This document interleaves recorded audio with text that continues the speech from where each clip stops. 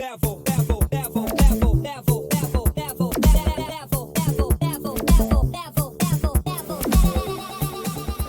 let's see what's going on in the shop today. Oh, hi, Reggie. Hi, Bobby. Hi.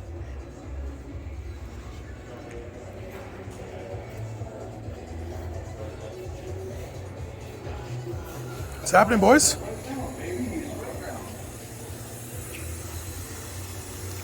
What you doing, Nathan? The oil cooler's leaking, and gotta bleed the brakes from the line lock. This thing made some jam, buddy. Yeah. It's gonna be a fun car on the for sure.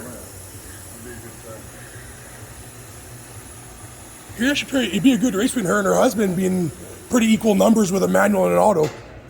Yeah, I think this one will be a little faster. I think so, just because of the whole auto thing, right? Yeah.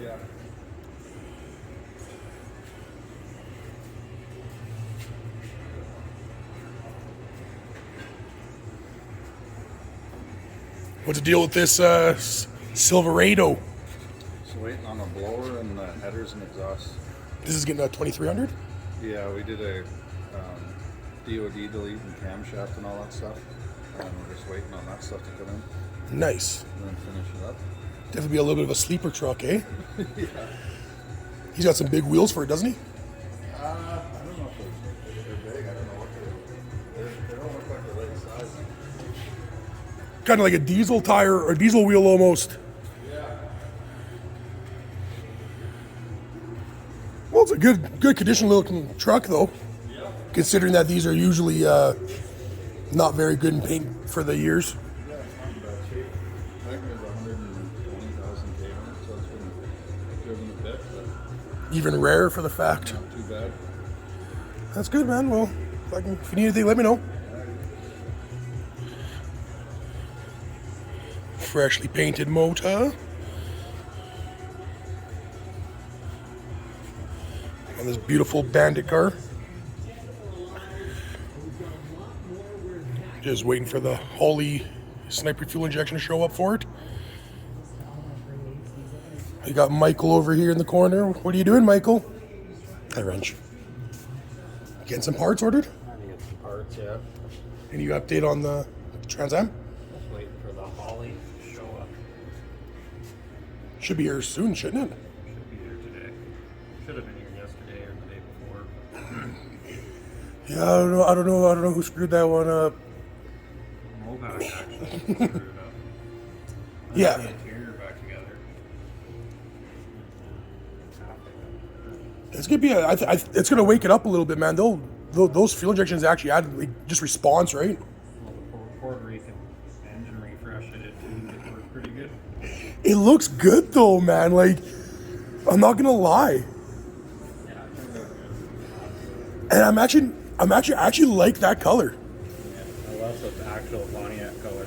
So that would have been the actual like paint code from the factory on a 455 like this.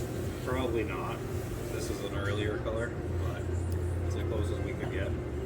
It looks good though. Still period correct though, so 100%. we got this rat now that I'm painting up. Oh, yeah, that's right. We did a rat on this thing too, eh? Some electric fan. Well, hopefully the owner will like it because it's gonna definitely wake it up a little bit. If he doesn't, I'll take him. You and me both. Turned out pretty good. Looks a lot cleaner. Oh, 100%. Did an accessory drive restoration and engine paint job. Yeah, definitely looks really good though. And engine pay Russ Brothers spray. Looks good, right? Getting into my inner Russ brother. This thing's a beast right here. Racing that bill too. Look at it, we got our own very own Davenport Burt Reynolds in the house right here, boys and girls. Hey, with the flow, it looks even better. Do it for Dale. Do it 100%.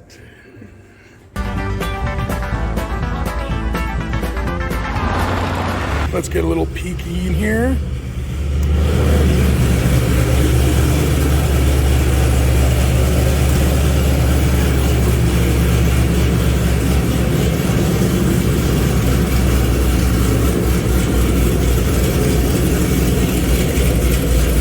up, what's up?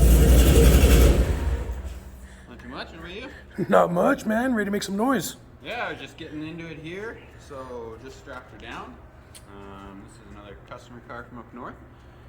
It's actually a pretty cool one, so it's like a Max Effort 2300 LS3 build. So it's like a forged rod piston engine. Like I said, the 2300, it's got an 8-rib Innovators West drive setup on it. RPS Triple Disc, cam, ported heads, you know, kind of the works.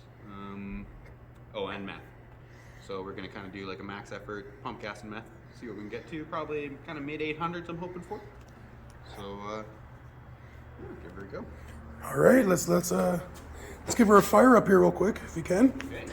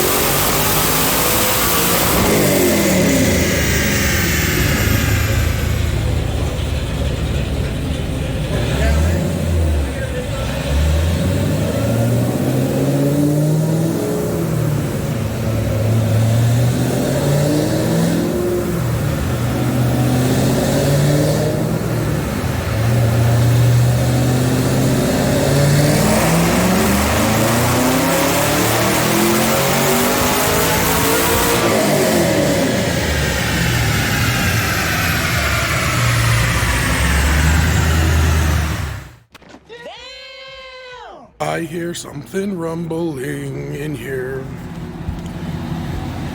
Ooh, a little 50th anniversary action. 2650 action as well.